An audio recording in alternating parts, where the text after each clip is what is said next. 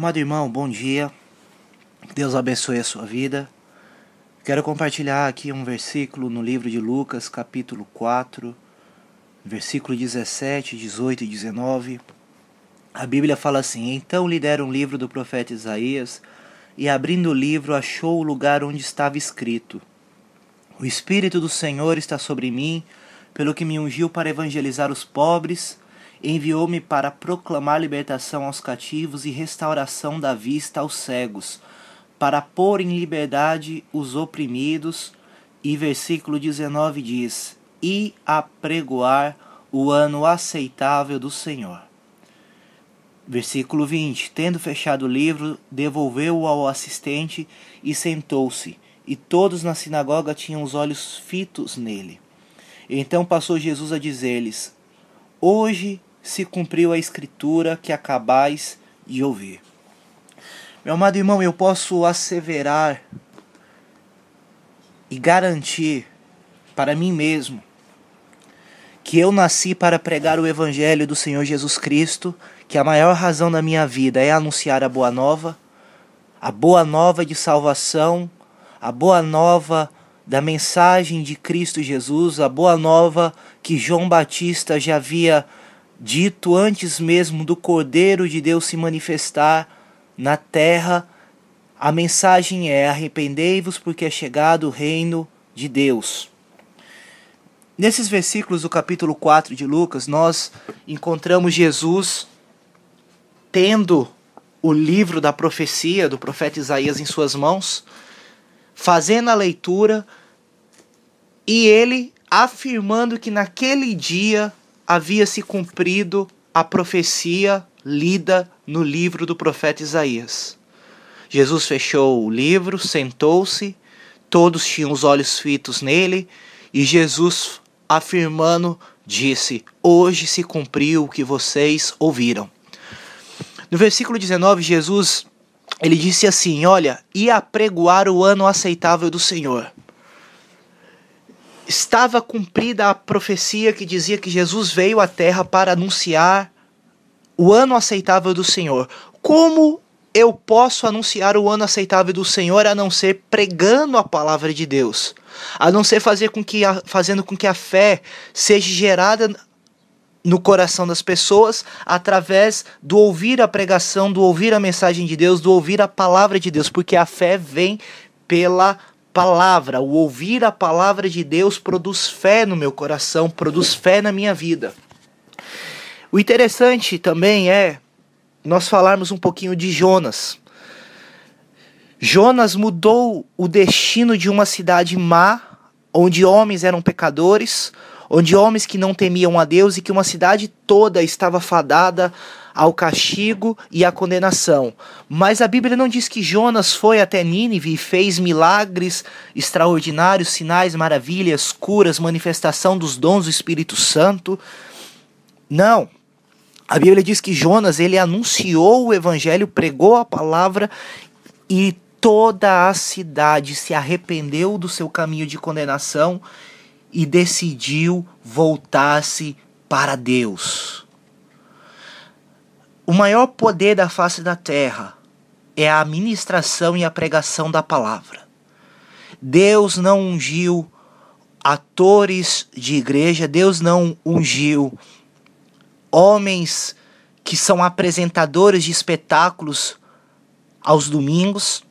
Deus não levantou verdadeiros artistas. Deus levantou homens e mulheres capacitados e ungidos para pregar a palavra de Deus, para anunciar o ano aceitável do Senhor Jesus Cristo. Jesus é o nosso modelo. Jesus é o padrão perfeito de excelência, o perfeito modelo e o nosso mestre. Se Jesus veio pregar e ensinar a palavra do Pai, por que eu, como igreja, me arriscaria a fazer algo diferente? Se tudo que muda o mundo, o maior poder da face da terra, está na palavra de Deus. A Bíblia diz que o universo, o mundo, está sendo sustentado pela palavra dele. O maior mal do mundo não é o HIV, não é o câncer, não são doenças sexualmente transmissíveis. O maior mal do mundo não é a depressão, talvez a doença do século XXI. O maior mal do mundo é o pecado. E a única arma, a única ferramenta, o único instrumento, o único poder que sobrepõe-se completamente ao pecado e que aniquila o pecado, coloca por terra o aguilhão do pecado, que é a morte, é a palavra de Deus.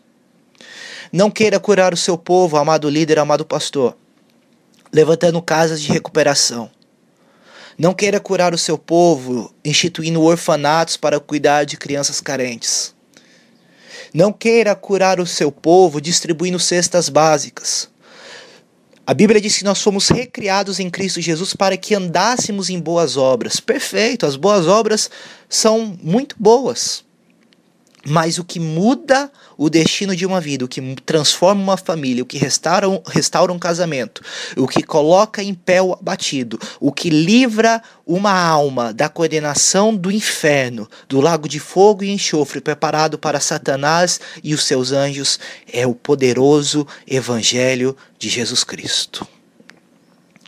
Nós, do ministério consagrado ao Senhor, nós do Ministério Vidas para Cristo, eu e minha família, nós decidimos servir a Deus, anunciando a mensagem do Evangelho.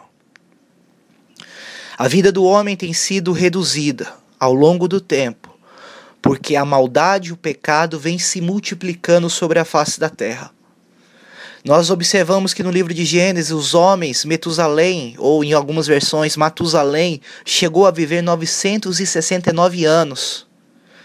Mas Deus, olhando que os filhos dele estavam coabitando com mulheres de outros povos, ou seja, entrando na relação sexual fora do casamento, fornicando, adulterando, Deus estabeleceu um decreto reduzindo a vida útil do homem para 120 anos sobre a face da terra. E eu venho defendendo essa corrente de que o que abrevia a vida do homem na face da terra é o pecado, a maldade, o mal se multiplicando. E você precisa dar um basta a essa maldade em sua vida. Se você deseja ser livre da condenação, se você deseja viver dias felizes, dias saudáveis, ter a sua vida transformada, você precisa se misturar e ser um só com a palavra de Deus. Jesus falou que ele e o Pai eram um, apenas um. A Bíblia diz que Jesus é o Verbo de Deus. Sendo o Verbo de Deus, ele e sua palavra são apenas um. E Deus espera que nós o conheçamos através da sua palavra. Então nós precisamos ser um só com a palavra. Precisamos meditar na palavra de dia e de noite. Assim faremos o nosso caminho prosperar e seremos bem-sucedidos, desde que nós tenhamos cuidado de fazer tudo conforme nela está escrito e venhamos meditar nela de dia e de noite. Na terceira epístola de João, nós temos o seguinte versículo: amado, desejo que te vá bem em todas as coisas e que tenhas saúde, assim como bem vai a tua alma. O versículo diz que o desejo é que a pessoa, os cristãos, eu e você, venhamos a ir bem em todas as coisas, que tenhamos saúde, que a nossa alma também prospere. Isso prova que a palavra de Deus, ela começa a transformação interna na minha vida, do meu espírito, na minha alma. E essa transformação, ela começa também a contagiar naturalmente a minha vida financeira, a minha vida de saúde, a minha vida familiar, a minha vida sentimental, a minha vida ministerial, todas as etapas e as áreas da minha vida. Meu irmão, eu encerro por aqui. Se você não tiver a palavra dentro de você, na sua vida, primeiramente você não é um cristão. E posteriormente você jamais terá um ministério. Não existe ministério de poder ou ministério verdadeiro sem a palavra de Deus. Pregue o Evangelho. Deus abençoe a sua vida. Tenha um dia abençoado na prática da palavra, em nome de Jesus.